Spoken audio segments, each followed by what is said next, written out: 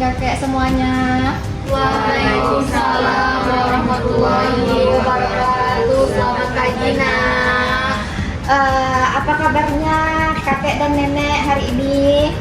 Takut kita sedih. Oke, masih takut dan cemas ya kayaknya ya. Nah, sebelumnya perkenalkan, kami bertiga merupakan mahasiswa dari Fakultas Keperawatan Universitas Riau. Sebelumnya saya perkenalkan dulu, nama saya Opa Sabita dan sini ada rekan saya Farazila dan juga Najwa Kirami. Nah, kakek, nenek, pada pagi hari ini kami bertiga ini tujuannya ingin memberikan dan mengajak kakek dan nenek untuk melakukan kegiatan terapi, yang mana kegiatan terapinya ini bernama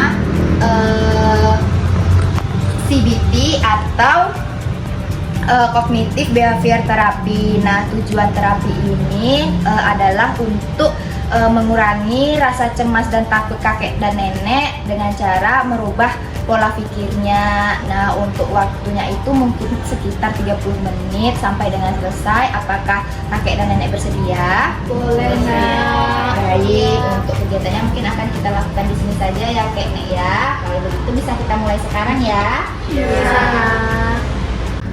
Nah, Nek, kakek, terapi ini ada 10 sesi. Nah, sekarang kita masuk ke sesi pertama. Nah, sebelumnya saya ingin nanya nih, waktu atau saat banjir kemarin, apa yang nenek kakek pikirkan? Saya pikir saat itu rumah saya akan tenggelam. Saya merasa cemas sekali, Nak, pada saat itu, Nak.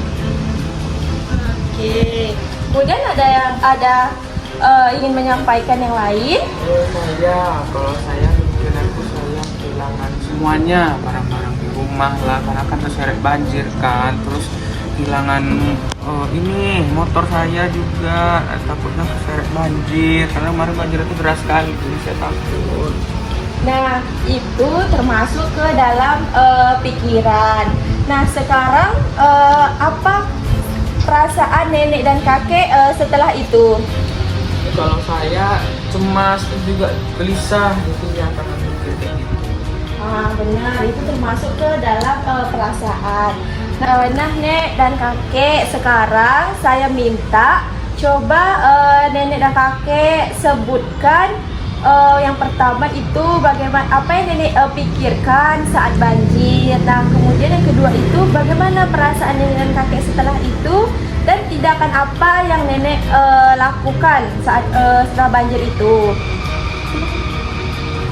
Jadi nenek tuh kan berpikir gitu kalau banjir tuh kan akan masuk ke rumah semua gitu, membuat nenek tenggelam. Terus nenek jadi panik gitu kan, terus berusaha lari gitu, mencari tempat yang tinggi biar nggak kena gitu. Bagus ya, Nek ya. Nah, sekarang kan kita tahu bahwa pikiran itu sangat mempengaruhi perasaan dan tindakan kita. Sekarang kita masuk ke sesi 2 ya. Nah, tadi kan kita sudah tahu nih bahwa pikiran itu sangat penting. Nah, jadi sekarang kita akan membahas pikiran otomatis, yaitu pikiran yang muncul tanpa kita sadari.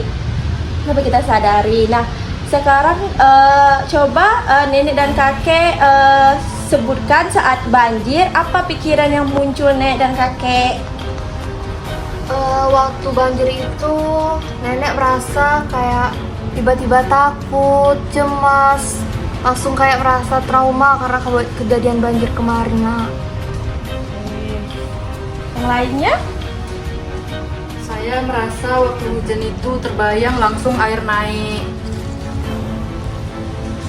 Oke, nah Saya juga mikir kalau air naik banjir gitu kan, pasti kita bakalan mati nih.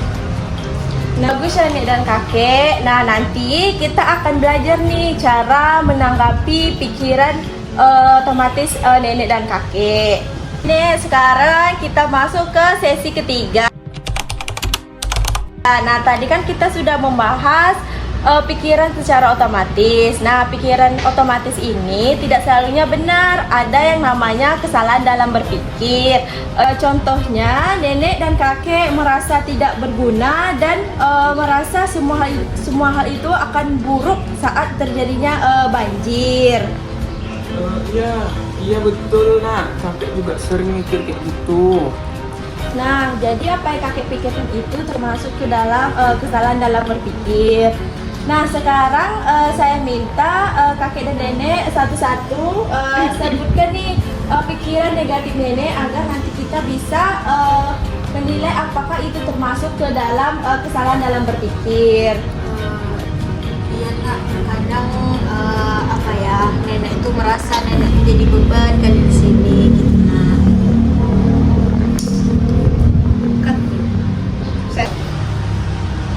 Nah, coba nenek pikirkan lagi, kira-kira benar nggak?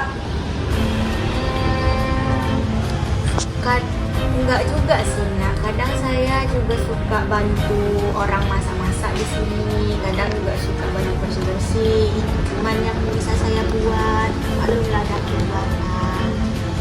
Nah, jadi seperti yang nenek sampaikan tadi, itu termasuk salah satu contoh kesalahan dalam berpikir.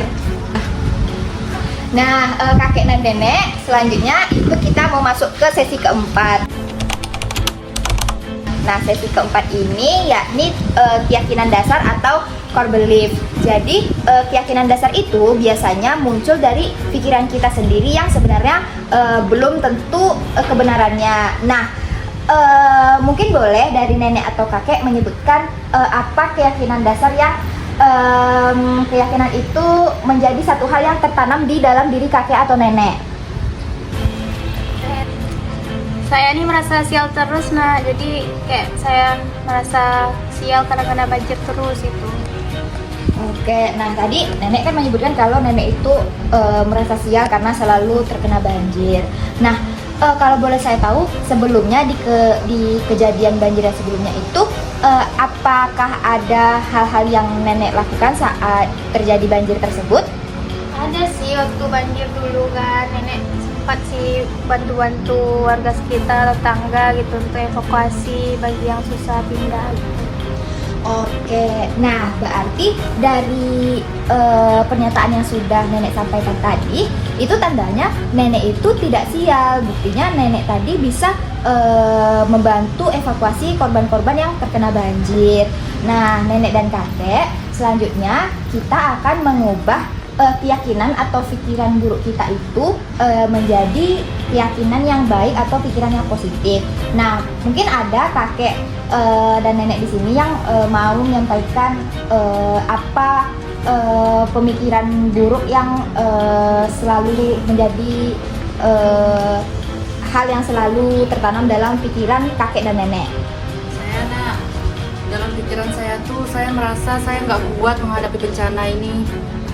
Oke, nah berarti pikiran buruknya itu nenek selalu berpikir bahwa nenek itu merasa tidak kuat untuk menghadapi kejadian banjir ini. Nah, berarti dari pemikiran buruk itu bisa kita ubah menjadi pikiran positif. Berarti kita berpikirnya saya hebat karena saya bisa selamat dari banjir, saya kuat. Nah, baik kakek dan nenek, selanjutnya kita masuk ke sesi kelima. Nah, sesi kelima ini bisa kita katakan sebagai stopping talk, di mana jika muncul pikiran negatif pada pemikiran kakek dan nenek, bisa kita berhentikan dan kita ganti menjadi pikiran-pikiran positif. Nah, yang pertama ini, jika muncul pikiran negatif pada pemikiran kakek dan nenek bisa mungkin menutup matanya, lalu menutup telinganya juga sambil mengatakan berhenti. Begitu ya kakek dan nenek ya. Apakah nenek dan kakek sudah mengerti? Mengerti, Nak. Baik, setelah ini kita contohkan bersama-sama ya. Boleh Iya, didengarkan aba-aba saya. Nah, setelah ini saya hitung 1 sampai 3. Ketika hitungan ketiga, nenek dan kakek bisa mengatakan berhenti sambil menutup mata dan menutup telinganya ya. Baik. 1, 2, 3. Berhenti. Baik, sudah bagus ya kakek dan nenek ya. Nah setelah itu ketika nanti pikiran negatifnya muncul, kakek dan nenek juga bisa mengganti pikiran negatif itu menjadi pikiran positif. Kakek dan nenek bisa mengatakan kalimat saya bisa, saya kuat, saya tidak sendiri. Begitu ya kakek dan nenek ya. Apakah sudah mengerti? Mengerti, Nak. Oke, baik, kita coba lakukan juga seperti yang tadi ya. Saya hitung 1, 2, 3. Saya bisa, saya kuat, saya tidak sendiri. Oke, baik, bagus sekali ya kakek dan nenek ya. Oke, kakek dan nenek, sekarang kita masuk ke sesi 6, yakni cara mengelola emosi. Nah, untuk mengelola emosi itu kita bisa melakukan dengan cara mengatur pernafasan. Nah, nanti akan saya ajarkan cara kita mengelola emosinya dengan cara mengatur pernafasan. Nah, caranya itu yakni dengan tarik nafas selama 3 detik, lalu ditahan 3 detik. Nah, selanjutnya dihembuskan selama 3 detik. Nah, kita lakukan sama-sama ya kakek dan nenek ya. Iya. Baik, ayo boleh tarik nafasnya. Tahan. Hembuskan lewat mulut. Tarik nafas lagi. Tahan. Hembuskan. Oke, satu kali lagi tarik nafasnya. Tahan. Hembuskan. Oke, nah gimana kakek nenek setelah kita lakukan cara mengatur nafasnya? Rasanya lebih tenang, Nak. Setelah nenek relaksasi tadi tuh lebih rileks, lebih tenang pokoknya. Alhamdulillah lebih tenang ya rasanya kakek dan nenek.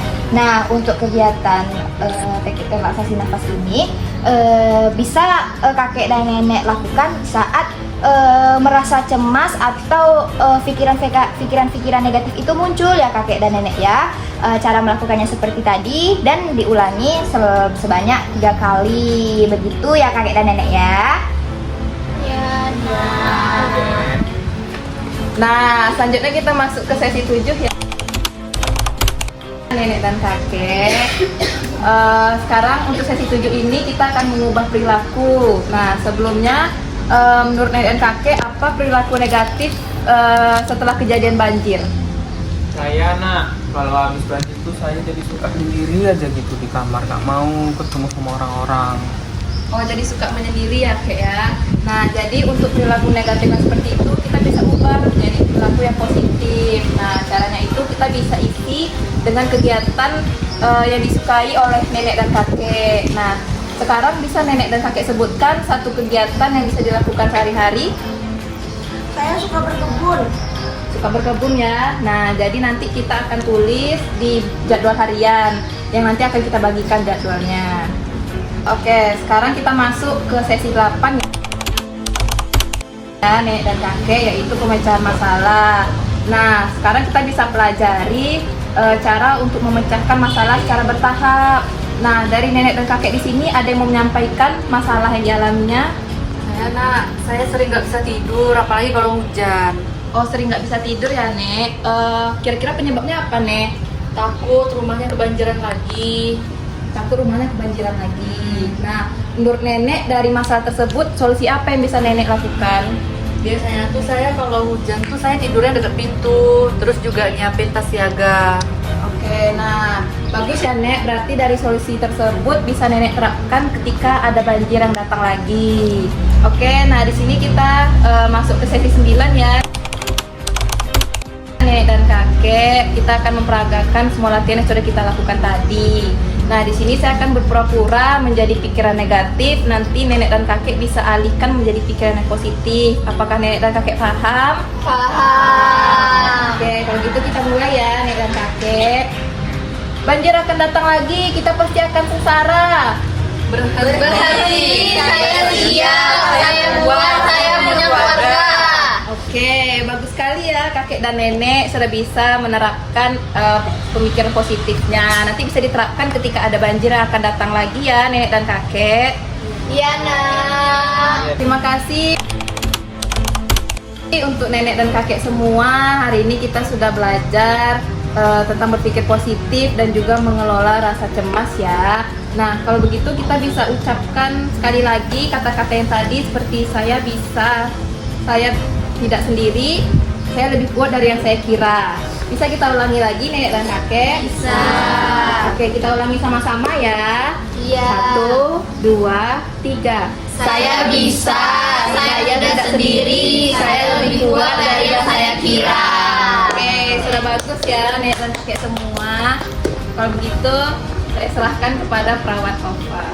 Baik kakek dan nenek, untuk kegiatan terapi kita pada pagi hari ini itu sudah selesai ya nenek dan kakek ya. Bagaimana kakek dan nenek perasaannya setelah kita lakukan terapi tadi? Lebih tenang. Alhamdulillah ya kakek dan nenek ya. Nah setelah ini untuk latihan-latihan yang sudah kita lakukan tadi, bisa kakek dan nenek ulangi lagi ketika pikiran-pikiran negatif atau perasaan cemas itu muncul ya kakek dan nenek ya. Nah untuk kegiatan kita hari ini sudah selesai. Saya dan rekan-rekan saya mengucapkan terima kasih banyak atas kerjasama dan partisipasi kakek dan nenek semuanya. Semoga setelah ini kakek dan nenek bisa lebih semangat lagi untuk melakukan kegiatan sehari-harinya. Saya dan teman-teman saya izin pamit. Assalamualaikum warahmatullahi wabarakatuh. Selamat pagi nenek dan kakek. Warahmatullahi wabarakatuh.